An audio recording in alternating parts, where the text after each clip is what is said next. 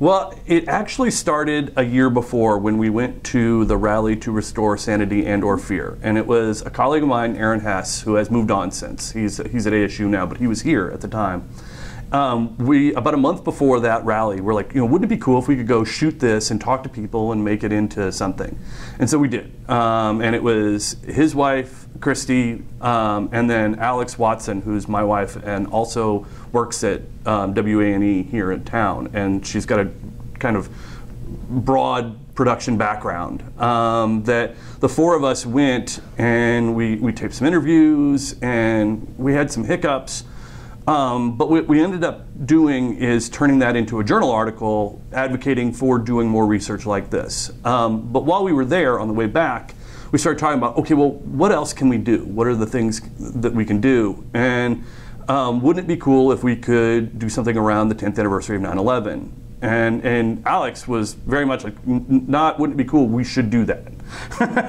Very kind of adamantly. And so that's when I started making phone calls and trying to get press passes and trying to get interviews and doing all of the work that for the year that led up to that project was all about making sure that this project was possible.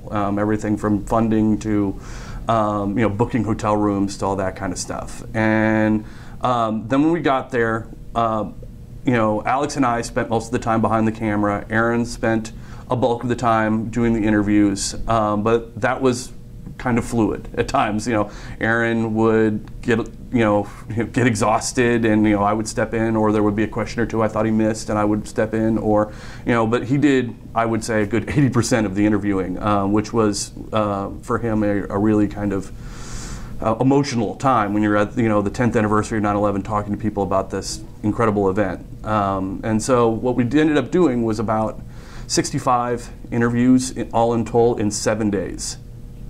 And so it was a lot of running cameras all over, from just outside the memorial to Battery Park, uptown.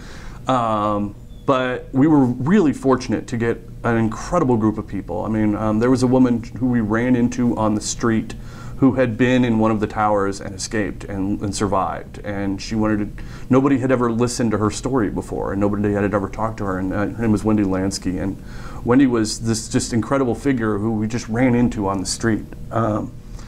We also, got a tour of Ground Zero from Barbara Horn, and Barbara Horn, still is active in the 9/11 community, making sure people are, following up with healthcare and stuff like that. But she was a volunteer at Ground Zero after everything and was helping people. And she was literally walking us around, going, there's where the Red Cross was, there's where this was, there's where that was, and it was just this incredible experience. And so it was amazing 7 days, that some of which we documented and put up online, because we thought that was an important part of our scholarship. And for that, we were really lucky to have Alex, because running around with the camera on my shoulder, Aaron's running around doing interviews. When we get back to the hotel room at night, we were exhausted, and Alex would gather up the footage, make sure it was all organized, and then she'd cut together a 2-minute something about our day. And so we'd have that, and we put those up online, and that kind of documented our trip there. Once we were done with that, and this is kind of the point where Aaron also leaves the university, I grabbed Alex and we went to 6 different universities to interview 7 different scholars about public memory, and use them then as the backbone of the film. So they're the ways in which we're talking about public memory, and then the issues that they raise about memory media, memory and history, and those kinds of things can be seen through the interviews we did at Ground Zero on the 10th anniversary. And so, I feel like I've let the cat out of the bag enough now to say that, I used to say, oh, it's a film about 9/11 because it would get people interested. It's really not. It's really a movie about public memory and the ways in which we choose to interact with the past in present contexts. And one of the great things about 9/11 as a subject matter is we're still trying to decide how to remember it. The 9/11 Memorial just opened this last, the 9/11 Museum just opened this last summer.